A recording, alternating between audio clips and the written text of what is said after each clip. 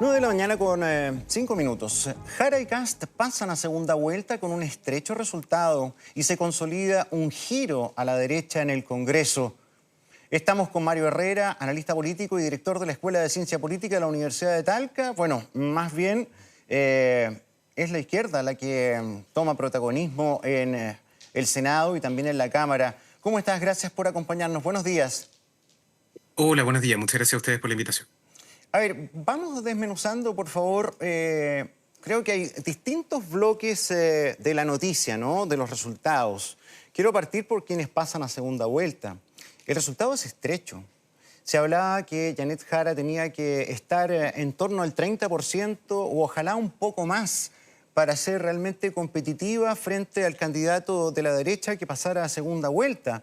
¿Cómo ves tú este resultado? Sí, es un escenario que es menor a la aprobación presidencial de Boric, por lo tanto es un mal resultado para la candidatura de Jara, frente además a un escenario en el cual la derecha iba con tres candidaturas, la derecha iba dividida y naturalmente lo que uno podría pensar ahí es de que eso le da fuerza a los candidatos de centro-izquierda, toda vez que ya tienen el espacio de la unidad, ya tienen resuelto ese conflicto. Yo creo que la gran sorpresa del día de ayer fue evidentemente Franco Parisi, y es Sí. un Franco Parisi que las encuestas no logran capturar muy bien, es un Franco Parisi que las encuestas, dado el diseño muestral que tienen, que sobre representa la región metropolitana y sobre representa las zonas más pobladas, deja un poco de lado precisamente los lugares en los que Parisi le va bien. Las encuestas están pensadas para que la distribución territorial de los votos sea que en todas las partes del territorio, que en todas las partes de Chile le vaya bien, le vaya igual de bien o igual de mal a los candidatos. Y eso es algo muy atípico en el caso de Parisi. A Parisi le va muy mal en la región metropolitana, pero le va muy bien en las regiones del norte y esta vez sorprendentemente en las regiones del centro-sur también.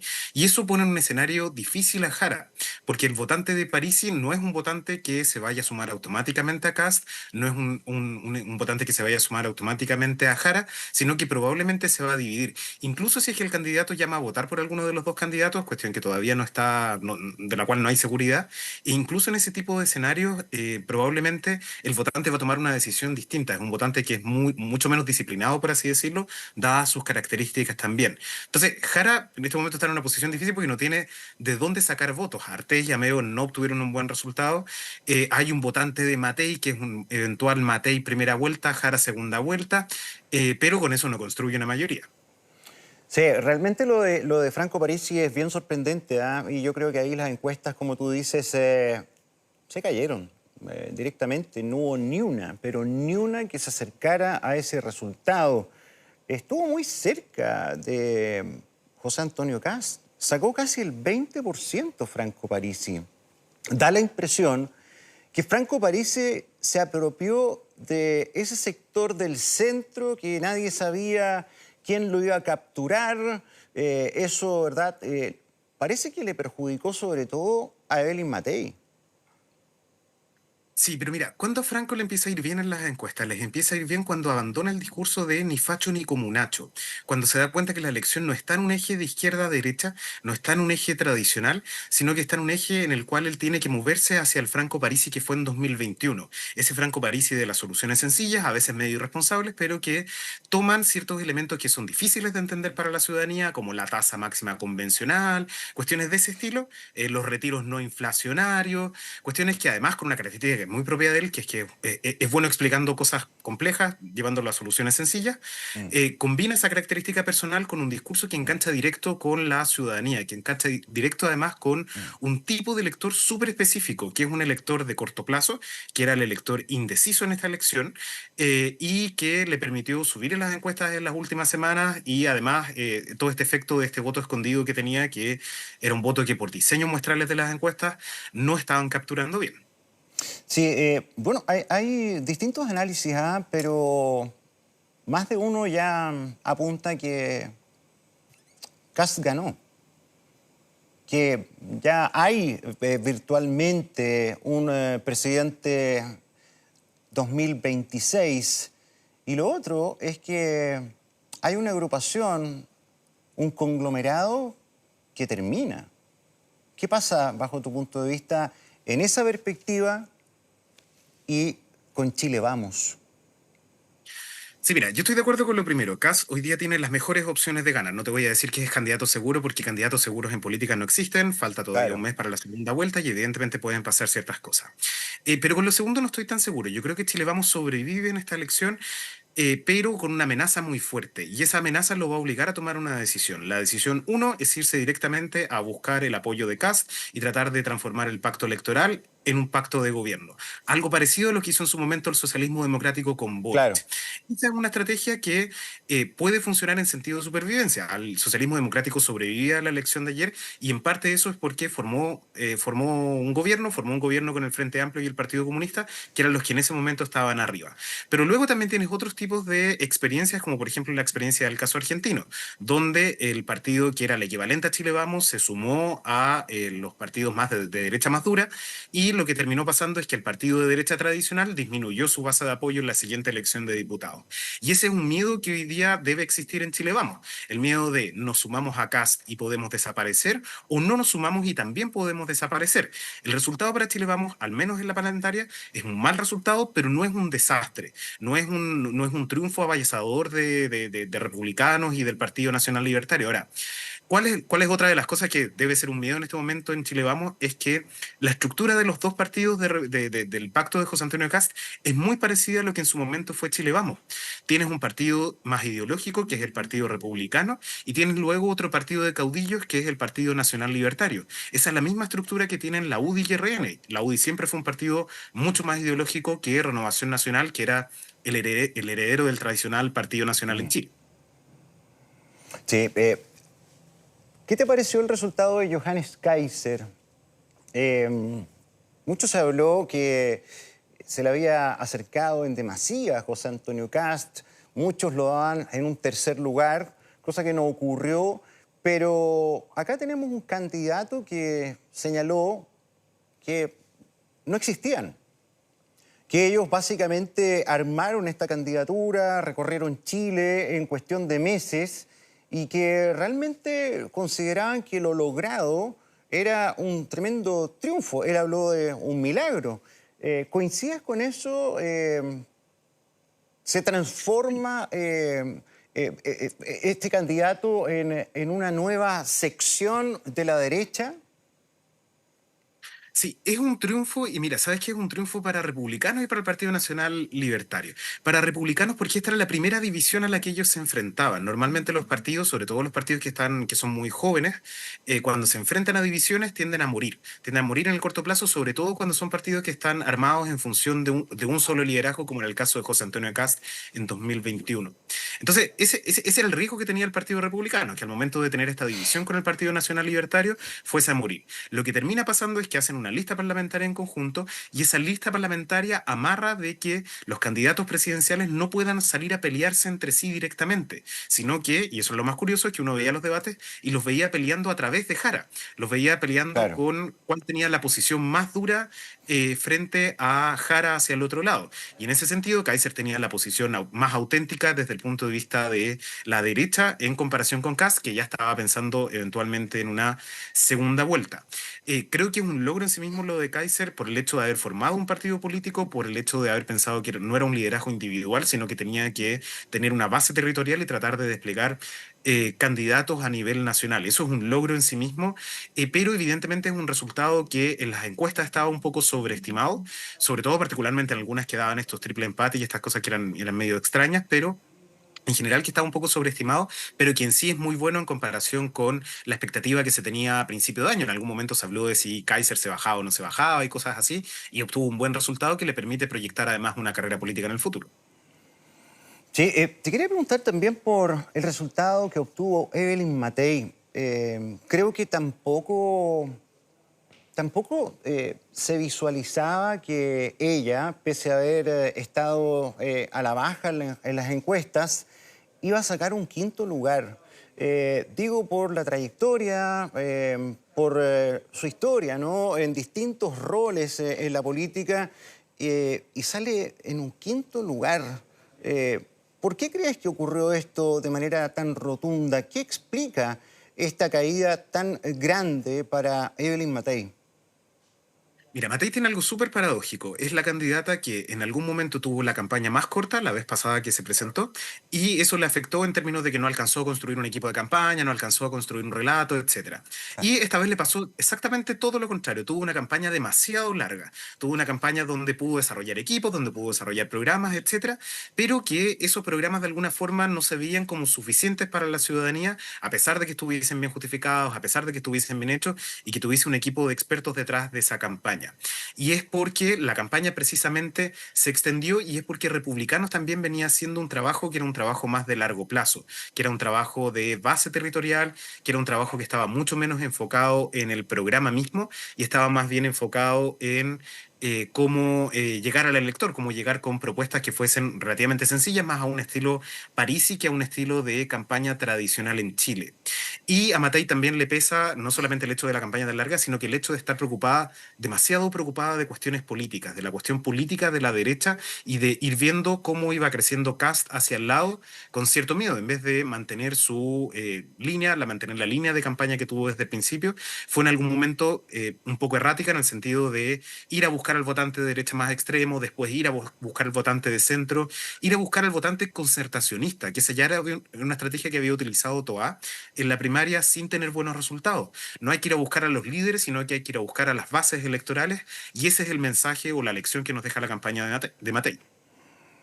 Sí, hay otro punto que me parece relevante. La derecha en la práctica había ganado con el presidente Sebastián Piñera en sus dos gobiernos. Pero también uno podría decir que ganó el piñerismo en ambas oportunidades, más que la derecha. Y este vendría a ser tal vez un triunfo, el triunfo más exitoso, más puro de la derecha como tal. O sea, si uno hace una comparación, el expresidente Sebastián Piñera era más bien una persona que incluso se podría comparar con la democracia cristiana. No era, digamos, no era el discurso puro de esa derecha que no tranza, ¿verdad?, en el tema valórico, que es absolutamente neoliberal y de muchas características, ¿no?, que el presidente Piñera no tenía 100%. Sí, claro, pero la derecha de Kast es una derecha que también prescinde de ese discurso. Yo te aseguro que si Kast se hubiese metido en los temas valóricos, que si se hubiese metido en todo este tipo de agenda, probablemente hubiese tenido un muy mal resultado o un resultado mucho más bajo de lo que obtuvo. Precisamente ese es uno de los aciertos de su campaña. Es decir, no me puedo mover de las posiciones que tengo porque eso me hace ver con cierta debilidad frente al electorado y además tengo la amenaza de Kaiser al lado. Entonces, más bien lo que hago es no debatir sobre estos temas, es esquivar estos temas y decir que tengo una posición, que es una posición conocida, pero no entrar a profundizar dentro de eso. Uno de los atributos, y ya que hacía la comparación con Piñera, que me parece muy buena, es que Piñera no gana la elección tampoco siendo un candidato de derecha que discute temas de derecha, sino que la gana en la primera ocasión con el argumento de la tecnocracia, con el argumento del gobierno de los mejores, etcétera. Y en la segunda vez que se presentó, con un argumento basado en el crecimiento, basado en delincuentes se les acabó la fiesta, todo este tipo de frases que son frases que conectan muy directamente con el ciudadano. No lo ganó tampoco como un candidato genuinamente de derecha. Yo sé que hoy día gran parte del análisis va a ser un análisis de que Chile se derechizó y cosas de ese estilo. Más bien es al revés, es que los candidatos de derecha lograron conectar con ese votante desafecto, con ese votante indeciso que es el que define las elecciones. Y ese votante indeciso que es el que define las elecciones es un votante mucho más cortoplacista, es un votante que está pensando en propuestas programáticas específicas que sean ojalá lo más simples de entender para ellos, pero que conecten con una realidad del día a día. Y en eso Kass hizo un buen trabajo. Sí, sabes que hace algunos minutos en el programa Ahora es cuando de nuestra Radio Infinita estuvo entrevistado Cristian Monkeberg, que fue presidente de Renovación Nacional. Hizo un análisis de los resultados de la elección donde la candidata oficialista Jara y José Antonio Kast pasan a esta segunda vuelta. Te invito a que, y por supuesto a todos quienes nos ven, escuchemos lo que dijo el expresidente de Renovación Nacional. Yo creo que hasta aquí llegó Chile Vamos. O sea, esto es un desastre de proporciones. Ya, sí, así nos levantamos hoy día. Sí, mal. Lo que pasa es que, no, y voy a promover esto, porque cuando A ver, no, pero hablemos en serio. ¿Qué No, de significa verdad, que hasta aquí llegó Chile Vamos? Cuando tú llegas 2 veces en cuarto y en quinto lugar, quiere decir que tu propuesta presidencial, proyecto de país, no tiene vuelta. Y mira que lo dice porque, claro, a mí me tocó crear Chile Vamos. Uno de los pocos los que le pusimos hasta el nombre. Al principio era Vamos Chile. Le dijimos, démoslo vuelta para que no sea tan futbolero. Hasta esas cosas nos preocupamos. Y cumplió su objetivo. Logró un segundo gobierno del presidente Piñera y grandes votaciones y una impronta que, bueno, dura lo que duran. ¿Fue una lápida de Chile Vamos o al menos una debacle? ¿Cómo lo describirías? Sí, mira, cuando una coalición se enfrenta a malos resultados electorales, tiene 2 caminos posibles. El camino uno es el camino de pelearse entre ellos, el camino de la división.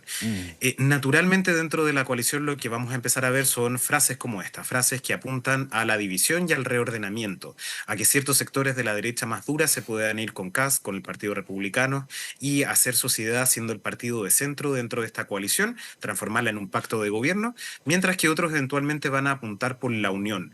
Cuando en definitiva lo que yo veo es un retroceso fuerte, lo que hago también puede ser eventualmente unirme.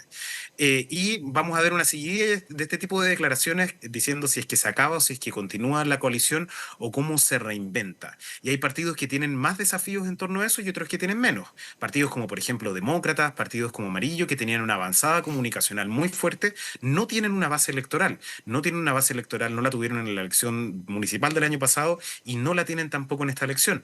El rol de Evópoli, que en teoría tenía que ser la renovación desde Chile Vamos, la renovación de la derecha desde Chile Vamos, ese rol no lo cumplió, a pesar de que formó parte importante del gobierno del segundo gobierno de Piñera, etcétera, pero no logra conectar con la ciudadanía porque termina siendo también un partido de caudillos, un partido de ciertos grupos específicos que no pretenden tener una base electoral más amplia. Chile Vamos como pacto evidentemente no va a continuar, pero hay que ver cómo se reordena. Si es que eventualmente se transforma en gobierno, si es que eventualmente se queda por fuera del gobierno y qué tan disciplinado puede ser de un eventual gobierno de Kast en el futuro. ¿Qué tanto les tributa también eso? Si es que les tributa ser los compañeros de lista, los compañeros favoritos, el buen amigo que tengo al lado, o si en definitiva lo que más tributa es ser una oposición dentro de la interna.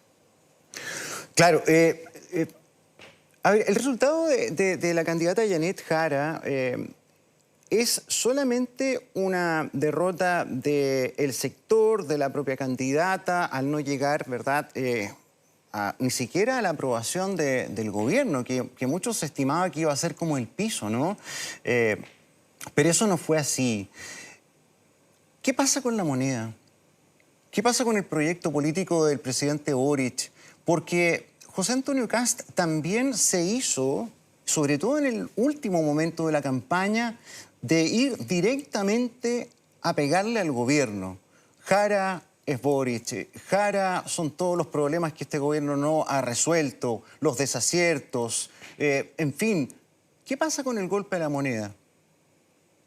Sí, eso también responde al diseño de campaña de Jara. Jara estuvo mucho más preocupada durante casi toda la campaña de no ser la candidata comunista, más que de no ser la candidata de continuidad del gobierno. Recién las últimas semanas de campaña es donde empieza a marcar distancia con respecto al gobierno y empieza a hacer incluso críticas a la gestión de la que ella formó parte, siendo que es algo difícil de comprender para el electorado. Si su principal atributo fue haber sido ministra del gobierno de Boric y haber tenido resultados en términos de reformas, cómo al mismo tiempo va a hacer críticas si es que formó parte de ese gabinete, formó parte de ese gobierno, etcétera. Hoy día lo que le pesa más a Jara no es ser la candidata del Partido Comunista necesariamente, sino que es ser la candidata de continuidad de Boric, y es algo en lo que Kast ha ido repitiendo continuamente. Mientras Kaiser la atacaba por ser la candidata comunista, lo que hacía Kast era atacarla por ser la candidata de continuidad del gobierno, y esas dos cosas en conjunto le afectan sobre todo en su base electoral. Ahora, también hay que entender, y esto es un muy mal resultado para la centroizquierda, es que su candidata presidencial no logra obtener buenos resultados con voto obligatorio en los sectores populares, en los sectores de clase media y en los sectores en los que tradicionalmente le va bien. Sí, otra cosa que es bien importante es el resultado de la elección parlamentaria. No solamente por, digamos, la configuración que queda con prácticamente un empate y una ventaja en el Senado de la centroizquierda o de la izquierda, ¿no? Pero hay una serie de partidos que desaparecen, porque no logran el umbral de los 4 escaños o el 5% de representación. Entonces, uno se pregunta, bueno, ¿qué pasa con la Federación Regionalista Verde, con Demócratas, con Evópoli, con el Partido Radical, Amarillos, el Partido Social Cristiano, el Partido Humanista? Sí, claro, todos estos partidos que se enfrentan a la disolución no es algo atípico dentro de estos procesos electorales. Hay que recordar que en 2021 12 partidos perdieron el registro porque quedaron disueltos a propósito de Claro. esta misma causa. Pero de todas formas es un desafío en términos de, primero, de legislación, si es que esos partidos se pueden volver a reinscribir, pero segundo, en términos también de pensar en cuál es el proyecto que están ofertándole a la ciudadanía. Yo te aseguro que partidos como por ejemplo el Partido Liberal, que estuvo en serio riesgo en algún momento de perder también el registro, se salvó al final no por lo del 5%, sino que por haber obtenido 4 legisladores. Yo te aseguro que partidos como ese, partido como el Partido Liberal, puede tener mayor afinidad, por ejemplo, con el Partido Radical, que hoy día queda disuelto de nuevo. Entonces, la ¿Puede haber lógica de pensar fusiones, perdón? ¿Puede haber eso es lo que te quería decir. La fusiones? lógica de pensar en partidos grandes es la lógica que te lleva en este sistema electoral a obtener más escaños. Y es la forma en la que sobrevivió el Frente Amplio. El Frente Amplio sí leyó bien eso, de que era mejor ser el partido grande de la coalición que ser muchos partidos pequeños, a pesar de que pudieran presentar más candidatos. Claro, ahí Frente Amplio se anota un punto, ¿ah? Su resultado en la parlamentaria es bueno. Sí, pero es un punto más bien de supervivencia, te diría yo, más que Claro. de una proyección en el largo plazo, en el escenario del mal resultado, que significa que la coalición completa disminuye sus escaños. Ellos no lo disminuyen tanto por ser el partido grande. Muchas veces los pactos piensan que presentando más candidatos van a obtener más votos, porque hay un efecto de arrastre natural. O sea, si tengo más candidatos en disputa, tengo más ofertas y esos candidatos, aunque no me aporten muchos votos, están aportando algo a la lista. Al final es mucho más importante ir con candidatos competitivos, ser el partido grande dentro de un pacto más grande aún, que ser un partido pequeño con mi pacto propio. Y esa es la elección para los verdes, esa es la elección para el Partido Humanista, que fueron en este pacto pequeño del oficialismo y que obtuvieron un mal resultado precisamente por un tema de diseño en términos electorales.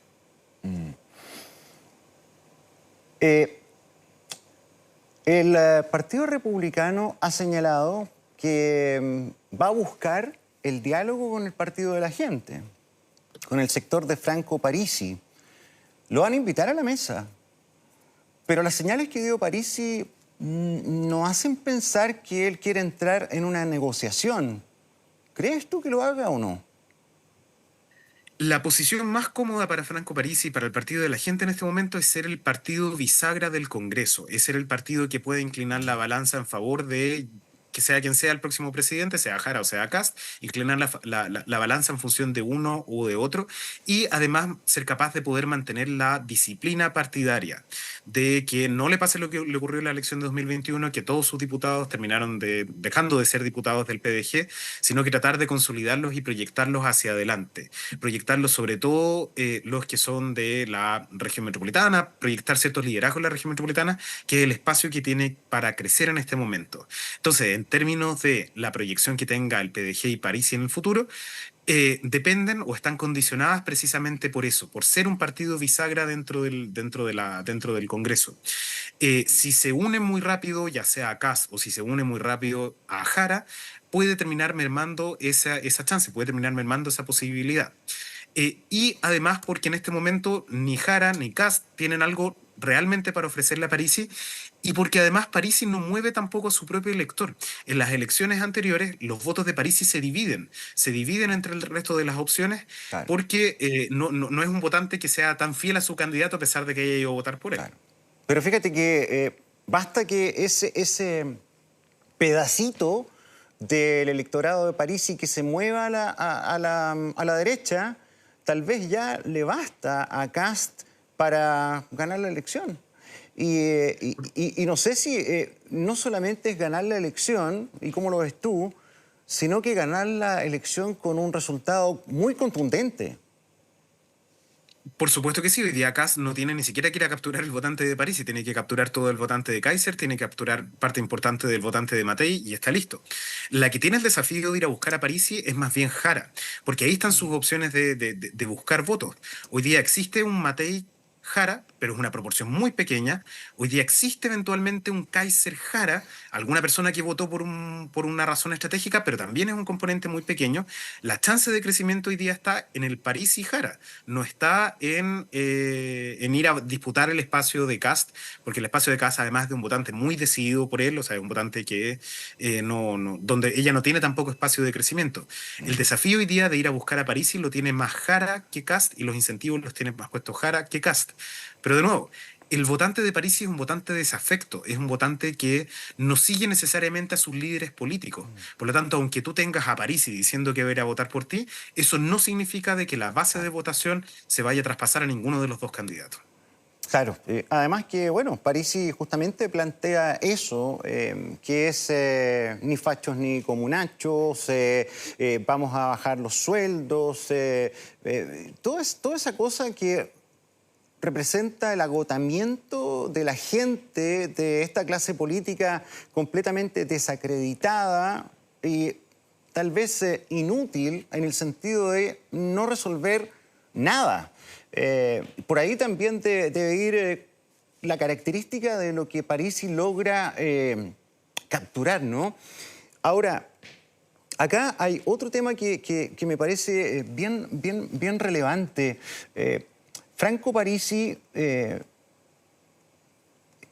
un resultado que es notable. O sea, es casi un 20%. Quedó a 3 puntos, 4 puntos de José Antonio Kast.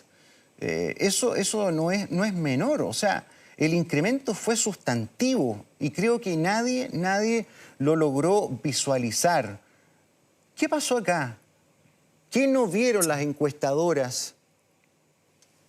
Mira, yo creo que hay una cuestión ahí que es mal entender quién es el votante de centro. Y incluso Parisi en algún momento lo malentiende. Parisi entiende que el votante de centro es esta idea del ni facho ni comunacho. Ya. Y ese es el diseño original de la campaña, y con ese diseño original de la campaña de Franco, él obtiene 1, 2, 3, 4% dentro de la encuesta. ¿Cuándo empieza a subir él? Él empieza a subir cuando abandona ese discurso y se va con soluciones sencillas.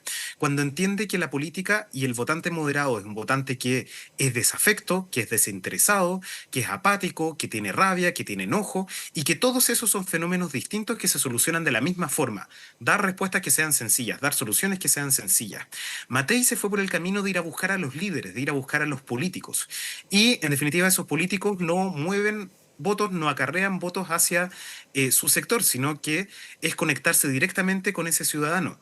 Y ese ciudadano tampoco quiere un moderado que sea un moderado suave de hablar, quiere un moderado que tenga posiciones firmes, que puede ser que no sean de izquierda a derecha, pueden ser que sean un híbrido entre las dos, pero que sean posiciones firmes en sí mismas, que no sean posiciones débiles o que sean posiciones que integren algo de derecha y algo de izquierda, sino que sean posiciones que conecten con sus demandas o con sus necesidades más inmediatas. Sí, sabes que me tocó estar prácticamente todo el día en la estación Mapocho, que es el local más grande, ¿no? Donde se fusionan 3 locales, en definitiva, votan muchísima gente. Y conversé con mucha gente y le pregunté a todos lo mismo. ¿Cuál es el tema que a usted más le importa que se resuelva con el candidato o candidata que escoja? La seguridad. La seguridad. Pero unánime. Eso fue un ingrediente que favoreció la opción de Kast. Sí, por supuesto. O sea, si tú piensas cuáles son las soluciones de seguridad de cada uno de los candidatos, la solución de Matei era la solución bien armada, que era la solución de poner la inteligencia, de poner un ingeniero a cargo del Ministerio de Seguridad, etcétera. Esa es la respuesta que te da la alumna Matea del curso, que es la respuesta correcta, por así decirlo, dentro de la prueba. Pero esa no es una respuesta que sintonice con el ciudadano, porque al lado la oferta que tienes es Aparicio ofreciéndote barcos cárceles, tienes al otro lado a Kast diciendo que va a cerrar la frontera y que va a expulsar a 300.000 migrantes y que el problema de seguridad lo va a solucionar con... de qué forma que son soluciones también relativamente sencillas. Tienes a Kaiser también con una postura mucho más firme en ese sentido. Entonces tu plan de inteligencia, tu plan que puede estar muy bien pensado en términos de propuesta programática, no es capaz de competir con los otros, porque los otros te entregan una solución que empieza a operar desde el día 1, mientras que tu plan te entrega una solución que puede ser que funcione dentro de 4 años de gobierno. Y cuando lo que necesitas es certeza, porque tienes temor a la delincuencia, porque tienes temor al día a día, entonces esa opción, que probablemente es la opción políticamente más viable y programáticamente más inteligente, no va a ser la mejor opción para la ciudadanía. Hay que entender ahí también que los votantes se mueven en función de ciertas emociones, y esas emociones Claro. te las puede despertar un candidato que tiene este discurso más sencillo, este discurso más fácil y este discurso que se conecta más con tu realidad. Sí, bueno, estas horas son clave en la derecha también. El diálogo que tiene Chile Vamos con Kast, el diálogo que tiene los libertarios con José Antonio Kast, particularmente lo que tienen que discutir Kast con Kaiser, que yo creo que es el apoyo que le interesa más, ¿no? Más que Chile Vamos, tal vez. De Chile Vamos a lo mejor podría interesarle la experiencia que ha tenido en materia de gobierno, ¿no? Mayores equipos, todo lo que fue la estructura del gobierno del expresidente Piñera. Pero ayer le escuché algo a Johannes Kaiser que me llamó la atención. A ver, evidentemente aquí, ¿para qué vamos a estar con cosas? O sea, se discuten cupos, como voy yo ahí, dame esto, dame el otro, quiero participar de esta manera. Eso es la política real. Pero Kaiser dijo, a ver, yo quiero discutir también de cuáles eran mis prioridades y mis propuestas y cómo Kast las toma y las incorpora. Por ejemplo, la necesidad para combatir la delincuencia de hacer una reforma al sistema judicial, de hacer una reforma al Ministerio Público. Entonces son dos ejes bien nítidos de negociación. El clásico, pero también el de ideas. Sí, mira, Kast hoy día necesita al votante de Kaiser y no necesariamente a Kaiser para ganar. Ah, claro. Kast hoy día necesita a Chile Vamos para gobernar y necesita al votante de Parisi para asegurar. Eso es lo que necesita de cada uno de los tres, de cada uno de los tres grupos o cada uno de los otros tres candidatos que estaban en competencia. Claro. Va a necesitar eventualmente apoyo de Chile Vamos para poder gobernar porque necesita esos cuadros técnicos, necesita esos cuadros para poder hacer la gestión y la administración del día a día. Y ese probablemente es uno de los problemas que tiene en lo inmediato. O sea, perdón, que no tiene en lo inmediato, pero que sí tiene a largo plazo, porque tiene que administrar, tiene que llevar adelante un gobierno y necesita esa gente con experiencia. Y el votante de París es un votante que eventualmente le podría servir para asegurar el triunfo o para que la luna de miel sea más extensa. Hay un periodo ahí que en los últimos dos presidentes prácticamente no han tenido, que es el periodo durante los 6 primeros meses de gobierno donde la aprobación presidencial se parece mucho al resultado de la elección. Entonces, si Kast eventualmente gana la segunda vuelta por un margen muy amplio, eso asegura de que esa luna de miel sea larga. Y si es que esa luna de miel es larga, el efecto que puedan tener la movilización, el efecto que puedan tener ciertas cuestiones, no va a ser un efecto que se va a ver en lo inmediato. La manifestación de los primeros días de gobierno probablemente se diluya, probablemente no sea tan efectiva porque la gente todavía está en la expectativa de qué es lo que puede hacer un eventual gobierno de Kast en el futuro. En eso tiene que ser sumamente inteligente, en ser capaz de ser más pragmático y de olvidarse un poco de las heridas del pasado, de las heridas de la campaña y de todo lo demás. Y ese es uno de los aprendizajes que yo creo que también tiene Kast en función del año 2021, que no tuvo suficiente tiempo para poder transitar desde su posición más dura de derecha a un votante más amplio. Sí, hay otra cosa que me llama la atención de los resultados y quisiera escuchar tu análisis. A ver, ayer Marco Enrique Ominami no quiso ir ni a su comando, no quiso hacer ninguna declaración. El resultado que obtuvo es extraordinariamente malo. O sea, fue penúltimo. Le ganó Mike Nichols con un 1.26% Harold Mike Nichols, Marco Enríquez 1.20% y Artés al final con 0.66%. Pero 1.20% para un candidato que, bueno, ya ha ido tantas veces a postularse pero que siempre sacaba, no sé, más de un 4%, ¿no? Sí, claro. Fíjate que el récord del candidato menos votado de la historia de Chile lo tiene Tomás Jocelyn Hall, que sacó en algún momento 32.000 votos con voto voluntario. Si uno lleva eso a la escala del voto obligatorio, Artés y Meo estarían rivalizando con él en la peor posición como los candidatos menos votados. Esa es una Histórico. fórmula, claro, histórico, desde el 90 en adelante, por supuesto. Esa es una fórmula que se ha ido agotando, la fórmula de Meo. Es una decisión que tiene que tomar él ahí si se sigue presentando como candidato, porque él ni siquiera alcanzó a posicionarse como candidato, no alcanzó a tener un programa, no alcanzó a ninguna de este tipo de cuestiones, a pesar de tener una campaña Mm. comunicacionalmente muy bien hecha, Pero muy tú, con impacto mediático, pero mm, con cero base de votación. pero tú crees que después de este resultado Marco Enríquez o Minami va a insistir otra vez en una candidatura? Sí, yo no te lo sabría decir. Mira, todas las últimas veces yo he dicho esta debe ser la última vez de Marco y parece que nunca fue la última vez de Marco. Parece que él siempre tiene ganas de seguir presentándose y la pregunta ahí es ¿para qué? Si al final no está posicionando una idea, porque uno podría entender candidaturas como la de Artés en el sentido de tratar de empujar una agenda que es más de nicho, una agenda para poder darle visibilidad mediática a través de los debates, a través de las entrevistas, etcétera.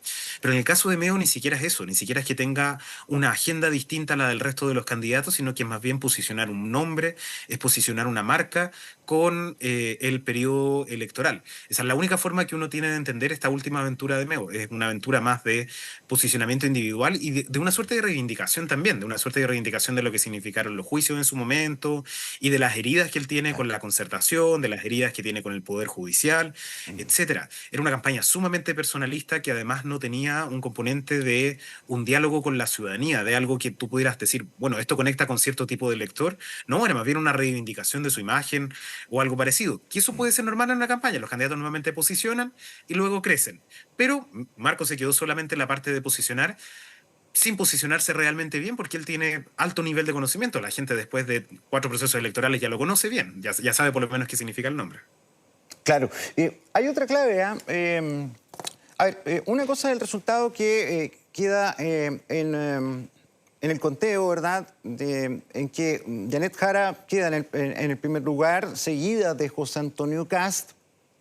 Pero también está la visión de qué territorio captan los candidatos, que no necesariamente está alineado con esos porcentajes. O sea, estaba leyendo acá los resultados de la primera vuelta. Kast, por ejemplo, gana en 169 comunas, Jara en 105. O sea, ahí hay una diferencia. Kast supera territorialmente a Janet Jara. Sí, claro, y la explicación a eso es porque Jara obtiene un muy mal resultado o un mal resultado en general en las comunas populares. Hay comunas que me llaman a mí mucho la atención, comunas como por ejemplo Puente Alto, comunas como por ejemplo Maipú, que tienen un alcalde del sector. En el caso de Maipú es un alcalde que se eligió con un 70% de los Claro. votos, donde Jara obtiene un 35% de los votos, o sea, apenas 10 puntos sobre su total nacional. Hay un trabajo ahí territorial de los alcaldes que probablemente no están haciendo, que probablemente falta cierto empuje o falta cierta conexión con el comando propio de la candidatura. De hecho, en el caso de Bodanovich, él recién se incorpora casi al final de la campaña con configuraciones más públicas, acompañándola a los debates, etcétera. Y luego tiene otro componente que te explica eso, que es el componente de la ruralidad. A Jara le va muy mal en los sectores rurales, a Kast le va muy bien en los sectores rurales, y por ende tiene más cantidad de municipios donde obtiene mayoría. Y ese es un público al cual a la centroizquierda tradicionalmente le va muy mal, sobre todo al Partido Comunista y al Frente Amplio. El Partido Comunista y el Frente Amplio son siempre fuertes en los sectores urbanos, pero son débiles en los sectores rurales, que es donde además entra con más fuerza el discurso de Kast. Probablemente ese no sea un espacio de disputa en este momento para Jara, sino que más bien concentrarse en los grandes centros urbanos, concentrarse en las comunas que uno tradicionalmente anticiparía como que van a tener un buen resultado para la centroizquierda, y donde esta vez no ocurrió, donde esta vez el porcentaje fue levemente superior a su promedio nacional. Exactamente. ¿Cómo debería ser, bajo tu punto de vista, finalmente, estas semanas de cara a la segunda vuelta? ¿Cuál crees tú que va a ser el tenor del debate entre ambos candidatos? Me da la impresión que José Antonio Kast debería seguir haciendo el punto de pegarle al gobierno y de identificar a Jara con eso, que al parecer fue una de las claves también del resultado que obtuvo. Claro, ninguno de los dos candidatos puede desarmar su campaña y rearmarla de nuevo. Esa fue una lección que yo creo que Kast aprendió también del proceso electoral de 2021, que es abandonar los principios que lo llevaron a obtener un buen resultado en la primera vuelta y tratar de redibujar su campaña. Esa es una de las tentaciones que, por ejemplo, hoy día tiene Jara, de tratar de abandonar los principios de la campaña de primera vuelta y abrazar al tiro los de la segunda vuelta con un discurso mucho más moderado, etcétera. De hecho, en el discurso que dio ayer, tuvo algunos elementos de eso. Yo recojo de este candidato esto, recojo de este candidato esto otro, recojo ciertas propuestas, siendo que en realidad lo que tiene que recoger no es el liderazgo de cada uno de ellos, porque ese es un atributo individual, sino que es la conexión con su base electoral, es hablarle directamente a la base electoral independiente de que el candidato la apoye o no la apoye a ella. El desafío para Jara es que tiene espacios limitados de crecimiento, tiene un votante muy decidido por ella, pero el indeciso no es proclive a ella. Tiene altos niveles de rechazos también en términos de su candidatura y algo logró adelantar ella durante las últimas 2 semanas, pero en un mes de campaña eso es muy difícil de revertir. Una buena noticia, entre comillas, para Jara es de que Kast no tiene esta mayoría abrumadora dentro del Congreso y puede de pronto entrar a jugar con eso con algunos parlamentarios que ahora ya no están preocupados por la reelección o por su elección, sino que eventualmente la pueden salir a apoyar. Pero de nuevo, esos son también apoyos políticos. Y lo que necesita ella es conectar con una base de ciudadanía con la cual ella no logra enganchar con algún discurso en especial. Probablemente la respuesta esté por la solidaridad de género, esté por la clase media, esté por un discurso de ese tipo que sí engancha con cierto contenido tradicional de centro izquierda. Pero eso es algo que tiene tiempo limitado y que tiene la segunda vuelta en menos de un mes. Bien, Mario Herrera, muchas gracias por acompañarnos esta mañana y poder escuchar tu análisis respecto a esta importante primera etapa de la elección. Que tengas un muy buen día. Gracias a ustedes por la invitación.